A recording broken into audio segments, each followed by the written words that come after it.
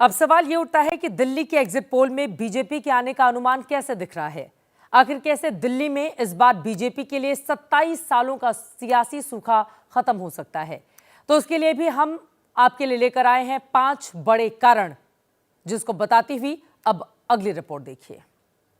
आपदा को हटाएंगे, भाजपा को लाएंगे। दिल्ली में बीजेपी की जीत की स्क्रिप्ट के 2 मुख्य किरदार रहे, प्रधानमंत्री नरेंद्र मोदी और गृह मंत्री अमित शाह। इस जीत की शुरुआत 3 जनवरी को पीएम मोदी के जन योजनाओं वाले ऐलान के साथ ही लिख दी गई थी। मोदी ने उसी दिन से आपके खिलाफ दिल्ली के मिजाज को बदलने का काम शुरू कर दिया था। हमारा एक ही मिशन, एक ही लक्ष्य होना चाहिए, आपदा को हटाएंगे। 8 फरवरी को शानदार विजय सभा में हम मिलेंगे। विजय निश्चित है। 12 लाख रुपए तक की आमदनी पर इनकम टैक्स पूरी तरह जीरो कर दिया, जीरो। दिल्ली चुनाव से ठीक पहले पीएम मोदी मध्यम वर्ग के लिए बजट में 12 लाख तक की छूट के साथ 8वें वेतन आयोग के ऐलान वाला तोहफा ले आए। माना जा रहा है कि दिल्ली की कुल आबादी में 67% हिस्सेदारी की ताकत रखने वाला मिडिल क्लास मोदी के तोहफों का मुरीद हो गया और उसने दिल खोलकर मोदी के नाम पर बीजेपी पर वोट लुटाए। इतना बड़ा छूट देना बहुत अभूतपूर्व है। इससे बेहतरीन बजट की कल्पना हम नहीं कर सकते, ना किया था। मोदी एंड टीम जान चुकी थी कि बिना फ्रीबीज की काट के चुनाव जीतना मुश्किल है, लिहाजा मोदी ने भी दिल्ली वालों के फ्री वाले वादों की झड़ी लगा दी।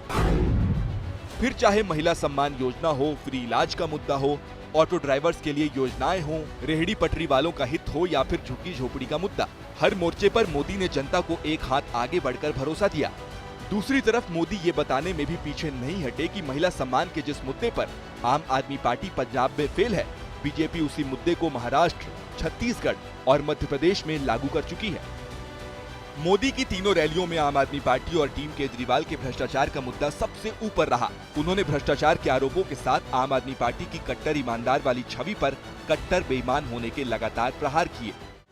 दिल्ली में मजबूत आपको घेरने के लिए मोदी खुद तो उतरे ही, उन्होंने बूथ लेवल के लिए माइक्रो मैनेजमेंट का सहारा लिया। पूरे इत्मीनान, सर्वे और सहमति के बाद उम्मीदवारों का चयन किया। आपके बड़े चेहरों के खिलाफ भी मजबूत चेहरे उतारे, जिनकी दिल्ली में पहले से अच्छी पकड़ थी। बड़े नेताओं से लेकर हर वर्ग के नेताओं को चुनाव कैंपेनिंग के लिए जमीन पर उतारा, लोकल मुद्दों को उभारा। ये माइक्रो मैनेजमेंट काम कर गया।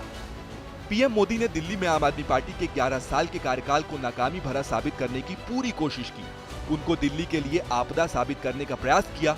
ये फॉर्मूला काम कर गया। आपदा को हटाएंगे, आपदा को हटाएंगे। तो एग्जिट पोल के आंकड़े बता रहे हैं कि बीजेपी प्रचंड बहुमत से अपनी सरकार बनाएगी राजधानी दिल्ली में और सालों का उसका सूखा खत्म होगा। एग्जिट पोल के नतीजे ही क्या एग्जैक्ट साबित होंगे, इसके लिए करना होगा आपको 8 तारीख का इंतजार। सबसे तेज नतीजे आप देखेंगे एबीपी न्यूज पर हमारे साथ। आगे बढ़ते हुए बात करेंगे मिल्कीपुर उपचुनाव की। कहने को तो ये सिर्फ एक सीट का चुनाव था, लेकिन बीजेपी और समाजवादी पार्टी दोनों के लिए ये चुनाव इज्जत का सवाल ज्यादा है। चुनाव तो कल हो चुका है, लेकिन दोनों पार्टियों के बीच सियासी लड़ाई अभी बाकी है। चुनाव आयोग से समाजवादी पार्टी इतनी ज्यादा नाराज हो गई कि उसे मरा हुआ मानकर आज संसद में उसके लिए कफन लेकर सामने आ गई है। संसद में आज ये कफन देश में चुनाव कराने वाली संस्था चुनाव आयोग के लिए निकला है।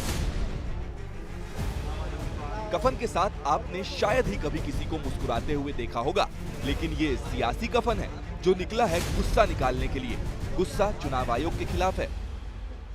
मिल्कीपुर में उपचुनाव कराने के तरीके से समाजवादी पार्टी इतनी नाराज है कि उसने चुनाव कराने वाली संस्था यानी चुनाव आयोग का जनाजा ही निकाल दिया। इलेक्शन कमीशन को मृत घोषित करते हुए पार्टी के सांसदों ने संसद में उसके नाम का कफन मंगवाया। सियासी कफन के साथ पार्टी के सांसद अपने मुखिया अखिलेश यादव के साथ मीडिया के सामने आए और चुनाव आयोग की सांकेतिक मौत का कारण बताया। सफेद कपड़ा डाल देना चाहिए उस पर, क्योंकि चुनाव आयोग मर चुका है। मैंने सुबह से और समाजवादी पार्टी ने सुबह से लेकर के शाम तक, जब तक चुनाव खत्म हुआ है, 500 कंप्लेंट्स किए, 500 कंप्लेंट। अगर एक भी कंप्लेंट पे उन्होंने कहा, और मैंने अपनी कई प्रेसों में ये कहा था कि मैं चाहता हूं ये चुनाव देखे दुनिया। अखिलेश यादव मिल्कीपुर को लेकर चुनाव आयोग के साथ पुलिस प्रशासन पर भी गंभीर सवाल उठा रहे हैं। दावा है कि बीजेपी के पक्ष में काम करने के बदले अधिकारियों को मलाईदार पोस्टिंग का वादा किया गया है। गांव में घेर करके उसको दोबारा मारा उस कार्यकर्ता को। सुनने में आ रहा है कि दोनों को मलाई वाली पोस्टिंग मिलेगी। अब मलाई वाली पोस्टिंग कैसे मिलेगी जब तक सेवा नहीं करोगे आप। और बीजेपी ऐसी नहीं है कि बिना सेवा के आपके परोपकार की कोई दे दे पोस्टिंग। अधिकारियों पर गुंडागर्दी का आरोप लगाते हुए अखिलेश ने कल एक ऑडियो जारी कर यहां तक दावा कर दिया था कि अधिकारियों को चुनाव में बीजेपी को वोट दिलवाने का टारगेट दिया गया था। आज उनकी धर्मपत्नी और सांसद डिंपल यादव ने भी चुनाव आयोग पर तंज कसा। ये हम तो कह रहे हैं कि आप नहीं करवाइए, आपको जैसे मन मर्जी तरीके से चलाना है वैसे चलाइए, आप नहीं चुनाव कराइए। नाराजगी के बाद जब कफन पॉलिटिक्स शुरू हुई तो बीजेपी ने भी समाजवादी पार्टी को घेरने का मौका नहीं छोड़ा। भारतीय जनता पार्टी प्रदर्शन के इस तरीके को देश की एक प्रतिष्ठित संस्था के अपमान के तौर पर देखती है। आज जो सदन के पटल पे कफन दिखाया गया है, कफन रखा गया है चुनाव आयोग की मृत्यु की कामना करते हुए, मुझे लगता है इससे कुकृत्य और कुछ नहीं हो सकता है। अखिलेश यादव जी को तुरंत क्षमा याचना करनी चाहिए। बीजेपी ने कफन वाले इस प्रदर्शन को समाजवादी पार्टी का दोहरा चरित्र करार दिया। आरोप लगे कि जब जीत मिली तब चुनाव आयोग अच्छा और अब बुरा कैसे हो गया। 6 महीने पहले चुनाव आयोग हिमालय पर बैठा था, अद्भुत था, अद्भुतम था, सब लोग वाह वाह कर रहे, शंख बजा रहे थे। मर गया 6 महीने में। जब जीत रहे थे 42 सीट तब वो जीवित था, अचानक वो मर गया।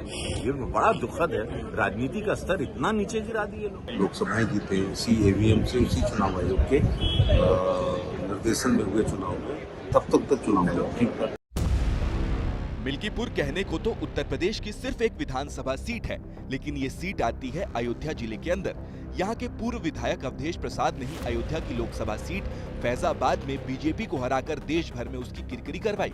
अब लोकसभा में अयोध्या हारने वाली बीजेपी इस जिले की ये सीट अपने नाम करके अयोध्या में खोई हुई साख वापस पाना चाहती है, जबकि समाजवादी पार्टी ये बताना चाहती है कि अभी भी अयोध्या में लोकसभा वाला माहौल बरकरार है।